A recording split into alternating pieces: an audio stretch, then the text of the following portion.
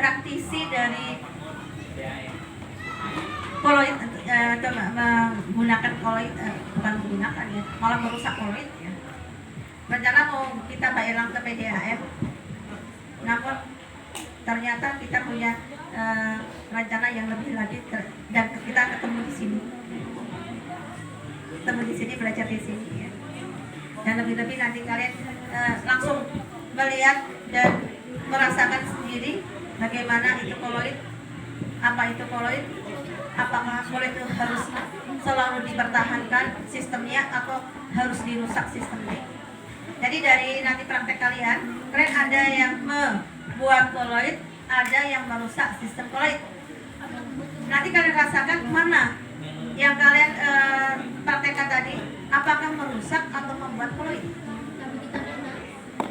Ya. Kalau kalian sudah mempelajari apa yang sudah ibu share di grup kalian, kalian tentunya sudah paham apa itu koloid. Sekilas saja ibu ceritakan materinya. Jadi campur-mencampur itu tidak lagi hal yang asing untuk kalian. Dan saat ini pun kalian ikut campur. Kelas MIA 2 dan MIA 3 ibu gabung. Dicampurkan. Jumlahnya kan berbeda ya. Jumlahnya beda ya antara MIA 2 dan MIA 3. Lapor dulu sini, lapor dulu. Siapa yang datang? Lapor dulu.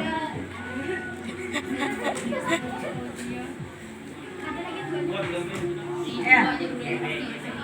Kalau kalian membuat teh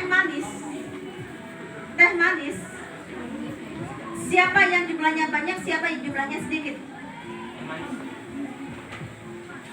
Selamat datang para pecinta lambat. Ya, pecinta pelambatan. Lapor dulu sini, siapa?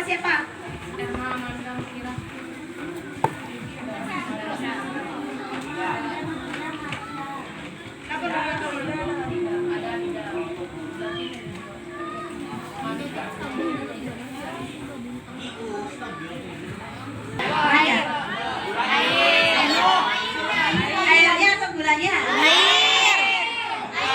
Air. Kalau gulanya lebih banyak daripada air, artinya gula yang meleleh. Gula meleleh kan? Gula itu kan Siapa aku Pak? Jadi kalau dibiarkan di luaran, dia akan menyerap air yang ada di udara. Artinya air bergabung dengan gula. Jadi gulanya kan lebih banyak dibanding airnya. Itu artinya gula yang meleleh. Jadi kalau membuat teh manis, gulanya lebih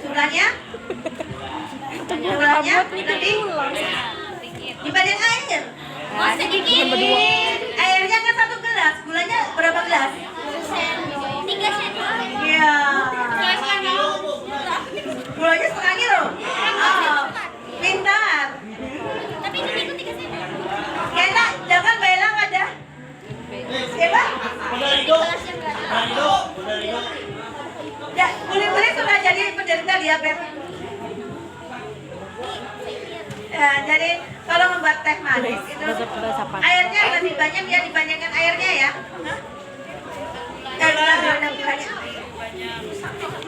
Sakit, ibu sambil berdiri ya. Berdiri sakit, duduk sakit gimana caranya? Berapa? Ya.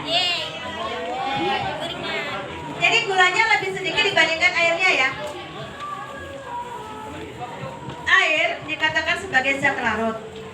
Jadi airnya sebagai pelarut. Nah, kita sisihkan dulu. Kita tepeskan dulu istilah zat pelarut dan zat terlarut. Nah, kita mempelajari koloid di sini. Kita ganti istilahnya. Zat terlarut yang jumlahnya sedikit kita katakan sebagai zat terdispersi. Ingat, pada sistem koloid yang jumlahnya sedikit, halo, dengarkan. Makanya ibu minta merapat sini, merapat, jangan berjauh. Kursi tinggalkan kursi. Mending ibu kasih kursi sini, Jakin. Ibu sakit kakinya. Cek, antar sini, Cek. Tolong satu kursi taruh sini. Ibu sarapan. Antarkan sini. Jujuran ibu sakit dari tadi malam, ibu sebenarnya sudah sakit. Dari kemarin dari sakit benar sudah. Ibu paksa. Kamu dirinya. Mengingat kalian Merinding. Merinding disco. maaf ya ibu di atas. Ya. Ayo. Tega niat. Tega banget. Ya, ibu lanjutkan. Jadi pada sistem koloid, zat yang jumlahnya sedikit kita katakan sebagai zat terdispersi, yang jumlahnya banyak kita katakan sebagai zat pendispersi. Ya. Pendispersi. Pendispersi.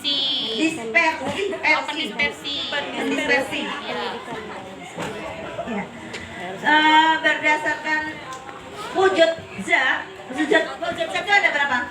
8. Wujud. Ya. Satu apa? Padat. Ya. Nanti kalian berjemur di tempat yang cair. Yang padat. Kalian kan sebenarnya sedikit dibandingkan airnya. Jadi padat dalam cair apa namanya nanti? Ya, jadi nanti istilahnya zat terdispersi dalam zat pendispersi. Misalnya gas dalam padat, cair dalam cair misalnya. Jadi zat terdispersi maupun zat pendispersinya sama-sama ada 3 wujud. Ada zat gas, ada cair, ada padat. Tapi kalau gas dalam gas nggak ada. Nggak ada ya, gas dalam gas ya. Karena apa? Partikelnya kecil. Jadi nanti kalian yang kelompok 10 untuk mendeteksi adanya koloid, kalian nanti membuat air teh, kemudian membuat susu, larutan susu, ya. Kemudian membuat larutan kopi. Mana yang dikatakan zat koloid? Cek. Jangan menggunakan lampu senter. Senternya pakai HP saja ya. Di sentering. Kalau nanti lampunya itu nyala terang sampai menembus wadahnya dan melewati campurannya, artinya dia sebagai larutan sejati. Namun kalau yang terang itu hanya larutannya saja, maka dia dikatakan sebagai koloid. Kalau tidak bisa menembus sama sekali, itu artinya adalah sebagai suspensi. Jadi nanti ada 3 macam campuran. Ada campuran larutan sejati, ada koloid, ada suspensi. Kalau berdasarkan ukuran dari partikel zat pendispersinya, maka larutan sejati itu punya ukuran partikel yang paling kecil, sampai-sampai nggak bisa disaring. Dan dia campurannya sebagai campuran yang homogen. Sedangkan untuk suspensi, partikelnya ukuran partikel zat terdispersinya itu paling besar.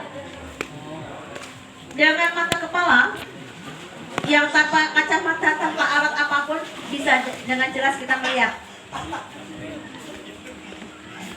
Itu untuk yang suspensi. Sedangkan yang untuk koloid, yang koloid tidak bisa disaring, tidak bisa dilihat. Pada umumnya dia stabil untuk yang koloid. Sedangkan untuk selamat datang Ferdi,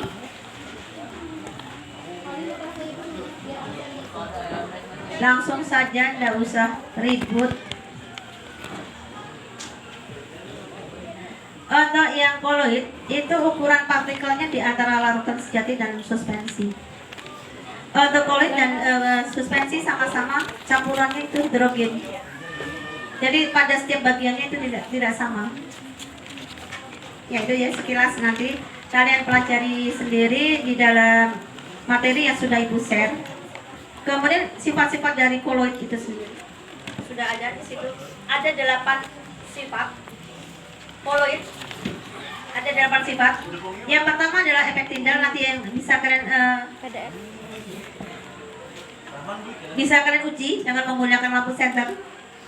Jadi kalau larutan itu bisa menghamburkan cahaya, artinya dia sebagai koloid.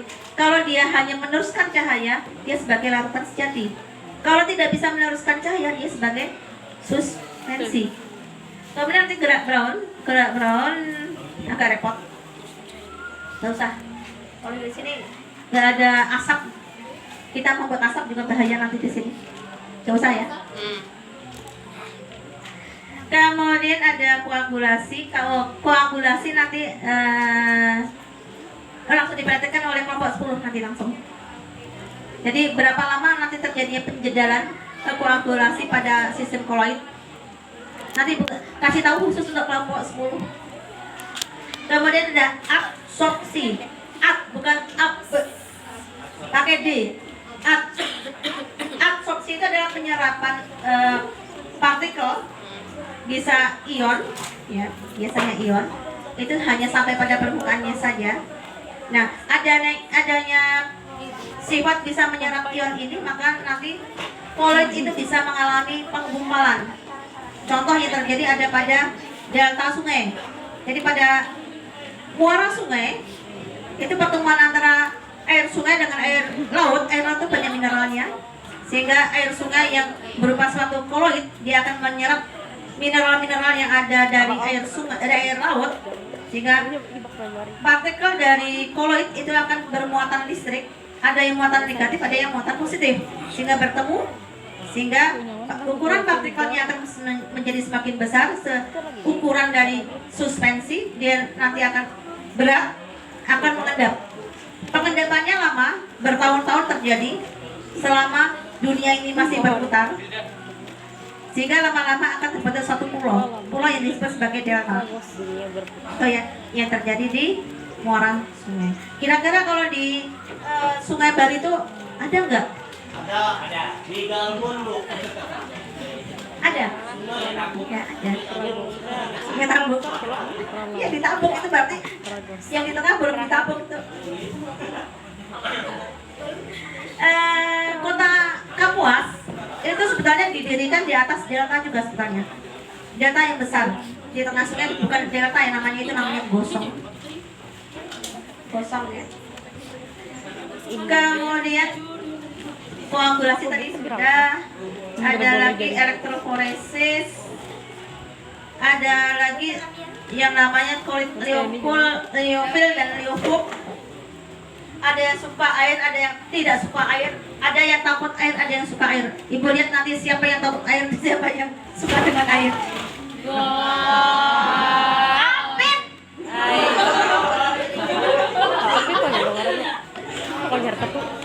Aja. Ayo beresin. Apa beda lagi? Kemudian ada lagi. Sudah, Ibu kira sudah cukup ya? Nanti kita ambil kalian belajar sendiri ya. Silakan untuk meminta bahannya ke KSD dari kelompok 1 dulu, supaya mudah untuk menyiapkan bahannya. Mayonnaise. Kita buka